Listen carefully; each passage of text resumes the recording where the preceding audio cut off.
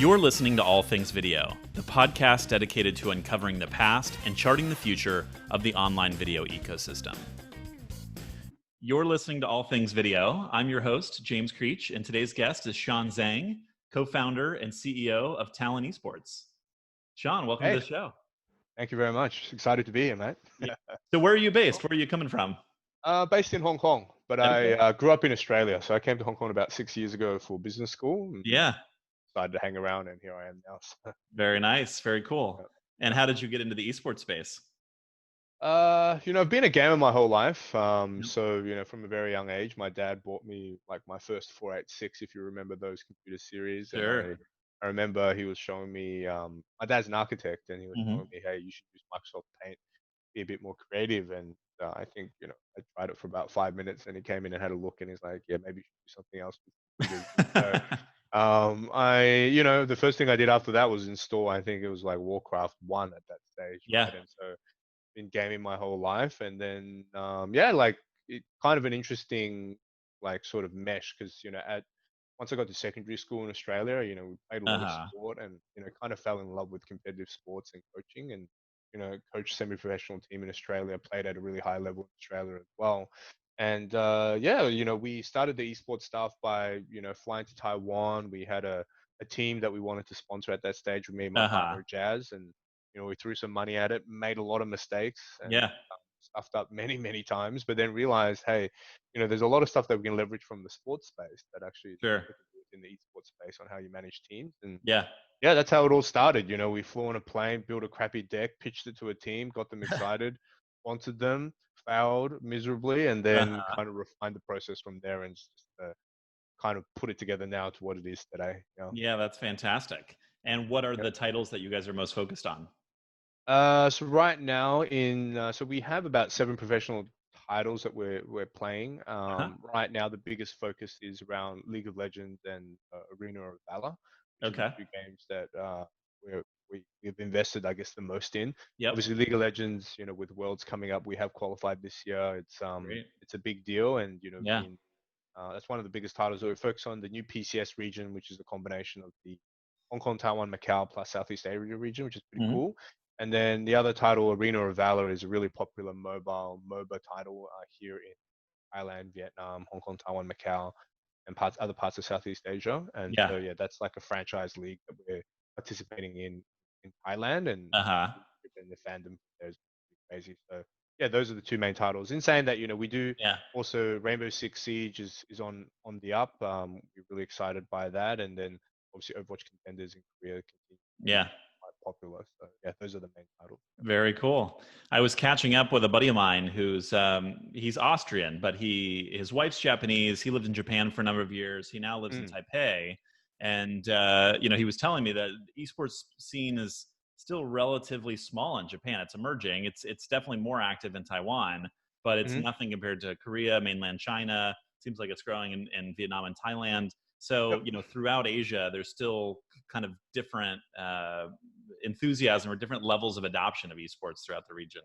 Yeah, I mean, Asia is a really interesting market because there's a lot of fragmentation, right? Japan's completely different from Korea, is completely different from Hong Kong, in regards to sort of culture and thought processes. And I think for Japan, my view is that, generally, perhaps just culturally, being an esports athlete is not as well accepted. And given sort of how competitive that society is in regards to sort of the education and the career perspective, pursuing a professional esports career, I'm Asian. If I told my mom, like, now that I'm in esports, obviously initially they'd be like, what the hell? But if I told them I was a professional athlete, the general career paths that, parents push you down is you want to be a lawyer, you want to be a banker, you want to be a doctor, you want to be an engineer, an accountant, something like that. And to go something like super risque into like esports, and also where the career is super short, I think definitely it's something that's harder to adopt. I think in Japan as well, there's been there's a strong arcade culture as well. So maybe that's driven it more towards sort of other esports titles such as Street Fighter and Tekken. I know like Rainbow Six Siege has done incredibly well in Japan. But it also comes down to sort of how people are consuming gaming. I think from my understanding is that console gaming is more prominent than the PC side and say mobile side in Japan. And then where you've sort of seen the growth.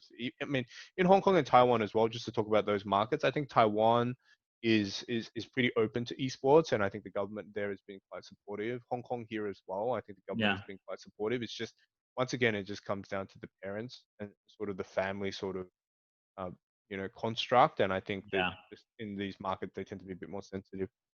Southeast Asia is booming, Sure. but it would be more focused around the mobile side. That's what we've seen from our side, at least. Mobile gaming is incredibly popular now because at least everyone has a phone and a decent connection these Mm. days. And a lot of the sort of high-end PC stuff. Not everyone in those markets are comfortable with buying like $100 keyboard and mouse set and really expensive PC. So it tends to be more mobile focused, but Mm.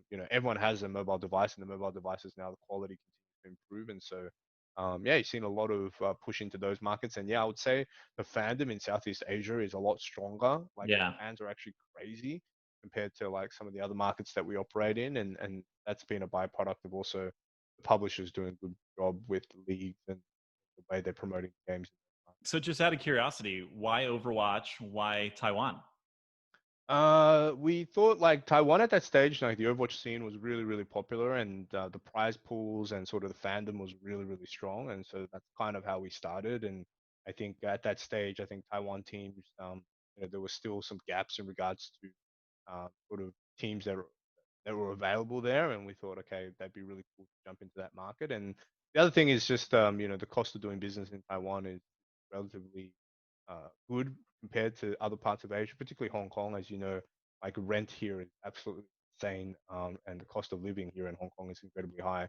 And so Taiwan was just a good market. Have a huge fan base. Overwatch was really popping off at that stage then, and they had their own league then, with huge prize pools as well. And so we thought, hey, this is a great place to start.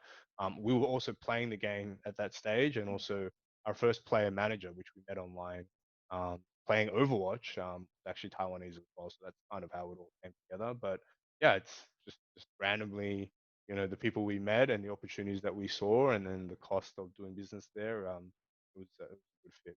Amazing. So pretty big risk, right? Going from a safe banking career to saying, yeah, I'm going to start an esports team. What was that calculus like for you? Had you always considered yourself an entrepreneur? What prompted you to take the leap? Yeah, I've done some small businesses in the past back when I was in Australia. Just as a thing on the side, it's always what's excited me. But yeah, you're right. I mean, banking was something that I came to Hong Kong to do. Got lucky after business school, was able to sort of pursue a career in equity research, and then yeah, I thought like one of my true passions is around competitive sports and managing teams and building teams, and that's something that I've had a lot of passion and appreciation for. Like I coached in Australia. And, that's one of the most satisfying moments when you have like 23 guys who are, part of a squad willing to die for a cause and helping each other achieve the same objective direction. Right? I think that you get that, very rarely in many organizations often. And so in a football team, like being able to experience that was great. And I thought esports had that. And also at the same time, working in research, there was a lot of sort of hype around sort of gaming and esports at that stage. And I thought, we've been doing it on the side while we're banking for a couple of years, and thought, well, this really deserves our attention at this stage. We really feel like there is a huge opportunity here to kind of build, digital franchises of the future. I look at brands such as the Lakers, New York Yankees, the Dallas Cowboys, and what they've been able to build. And we thought, hey, within the digital space, now that gaming is one of the main biggest entertainment forms globally, why this can't happen within the esports space. And I also thought that APAC was an incredibly interesting market because outside of China is where we're focusing on. There's a lot of fragmentation, and a lot of teams kind of didn't want to expand outside their home markets. And we saw an opportunity where we would take a differentiating strategy. And Southeast Asia also is just a huge potential market that we really want to tap. So yeah, it's just mainly the size. We thought the opportunity, and I think we had me and Jazz, my founder, we had a confident that with the right people in place that we could really make something special. And yeah, that's kind of how it is. And not that there's anything wrong with banking, but like at that stage we'd been like doing it for a while, and thought, hey, now's our chance to kind of try something on ourselves, and Yeah, that's how it all happened. very good. Yeah. And established a pretty significant partnership with PSG, the football club. So tell us about that, how that came to be. Yeah, it was kind of random. Like we were in Thailand at that stage with one of our publishers, Garena, for Arena of Valor, and we finished our usual like sort of every couple of months catch up just to see how things are going. And then Alan, who looks after the business there, was like, "Hey mate, can you just hang around for another hour?" And I'm like, it's Bangkok traffic, mate. 5 o'clock, like Yeah. I'm gonna be stuck like for 2 hours just trying to get down the road, right? So he's like, no, no, no, it'll be worth it. It'll be worth it. So we hang around for a bit, came back, and we met. Um, yeah, we met some of the PSG guys at that stage, and they were kind of looking at different gaming titles around how they can expand into Asia. And then, we had clicked, I think, immediately in regards to sort of the way we think about sort of managing teams. I think PSG is obviously an incredibly competitive team. They want to win everything, and I think that was something that really resonated with us. And also, I think PSG as a brand is really powerful. Outside of just football, right? They've got a city that's beautiful. People really appreciate that. And what they've done with the clothing collaborations with Nike and Air Jordan, and sort of where they've pushed that has been really powerful. And those are things that we thought are really powerful elements in Asia that we wanted to leverage upon. And so we talked and talked and talked. It was 8 months of sort of discussions backwards and forwards, and then we finally agreed upon sort of the sort of the partnership and what it would look like. And yeah, we're super excited by that. There's a lot of positive things that are going to be coming out of it. Commercially, PSG are supporting us on sponsorship side of things, and they obviously have a huge network of brands that they work with. If you go into their partnership page, it's like scroll forever. And so getting access to that and that team has been amazing. From a marketing um, and point of view and branding point of view, it's been great for us as well to sort of build the Talon brand globally, and for them also coming to Asia to help promote their brand to the League of Legends scene. That's been great, and their marketing engine behind it, it's been really powerful. They've been supporting us a lot with major press releases, and I think there's a lot of work that's going in integration of PSG Esports into just the PSG brand itself. And so should be some exciting things that are happening there as well. And yeah, I think on the performance side, we're also sharing knowledge around how we manage our teams and squads, which I think is super powerful. And yeah, last bit, there's some bits and pieces around clothing and merchandise that we're working very closely with them as well. And we should have some announcements hopefully soon around what we're doing there. But there's hopefully some collabs that we kind of mentioned, which would be super cool around kind of promoting both Talon brand as well as the PSG brand, which I think would be super cool. So yeah, overall they're a very open club. I think they have a very progressive thought process around how they view esports and how they want to push it forward. And I think the strategy is very much focused around APAC. And so yeah, it's been great. It's like football's big here in Asia, and PSG is a brand that's really well recognized here and globally as well. Fantastic.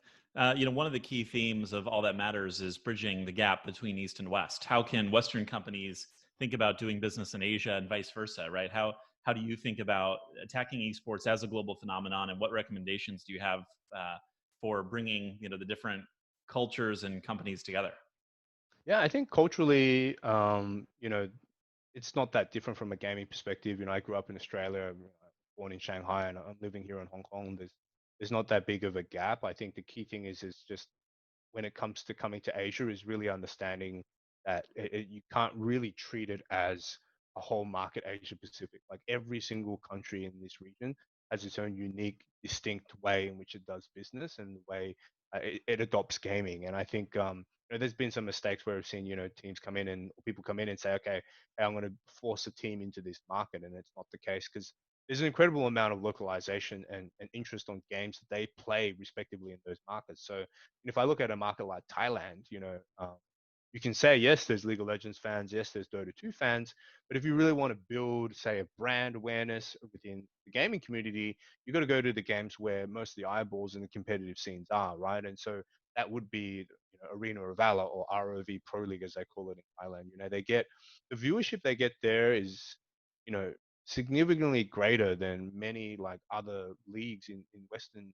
sort of markets, such as the LEC or even the LCS, right? You're literally getting on a weekly basis hundreds and thousands of people tuning into these titles, and when you have these regional tournaments, close to 1 million concurrent viewers, which is I think quite powerful given that it's a mobile title focused only on our region. And so yeah, there's just a lot of fragmentation. I think there just needs to be an understanding that as you enter the market, you need to find the right partners to work into those markets, because like we're in Korea, we're in Taiwan, we're in Hong Kong, we're in China, we're in Thailand, and each of those markets in itself, the way the content is produced, the way it's consumed, how you structure it, how you push it out, what platforms you use, what games you focus on, how you use KOLs and streamers, it tends to be very, very different. And so I think that's probably the main thing I would say is there. And then I think just making sure, culturally, I don't think there's that big of a gap if you can find like a good partner. Everyone's here wanting to promote gaming and esports, and it's just around getting a good fit in regards to sort of the right people and localization that's required. Sean, what advice would you give to your 18-year-old self? Uh, um, Take more risks and make more mistakes. I think that's really important. I think coming from a Asian background as well, because we talk about sort of the journey to esports. Our parents tend to be very much focused on academics and pursuing careers which are down a certain set path. I think it's been good in the sense that I've learned a lot, but at the same time, I think there are a lot of opportunities when you're younger to take some risks in regards to your career, particularly around passions that you have and pursuing them in the right method or way. I do think like I've always loved gaming. I just haven't figured out sort of how I would be involved in that space, and now I have found that out. It's been great because like technically I don't really have a job anymore. I get up in the morning, do what I love. Um, and so yeah, I would say that just take more risks, try different things, meet different people in different places. I think, in Hong Kong, like where I was working and sort of the business school is very much all focused around banking and finance. And I think, it's been good for me and I've learned a lot in that space. But at the same time, there's still a myriad of different industries and opportunities out there. So I would say, yeah, take a risk, go out, see more, try.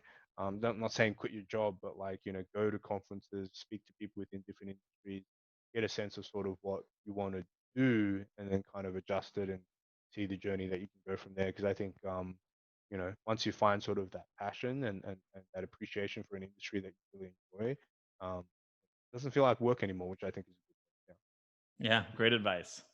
And Yeah. what predictions do you have for the future of the gaming and esports space? What's coming next in 2021? Yeah, I think there's going to be a big console push next year with both Sony and Microsoft releasing new consoles. I think that's going to be super exciting. At least some of the graphics that I've seen from some of those games, I think it's just going to continue to push console gaming into our region even further. I think that's going to be super exciting. Some of the titles that are tied to those launches, I think, are going to be very interesting as well. I still think like mobile gaming is going to be very big in Southeast Asia and here in Asia as well. We have a lot of big titles coming out. I mean, League of Legends in particular, Wild Rift, the new mobile version of League of Legends, is going to be super interesting to see how that plays out within the region.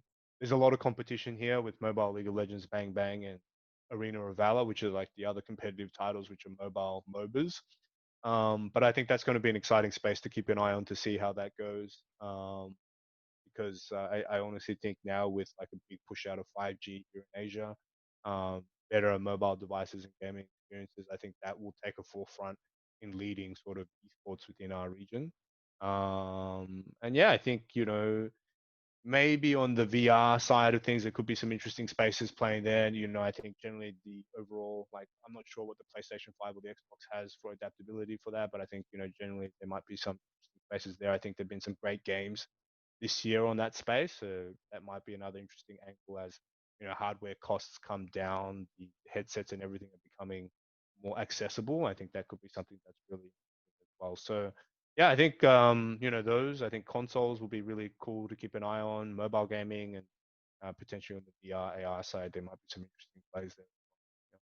Awesome. Yeah, look forward to that. I can't wait to get my hands on the PS5. So it's going to be Yeah, a big year for yeah, sure. yeah.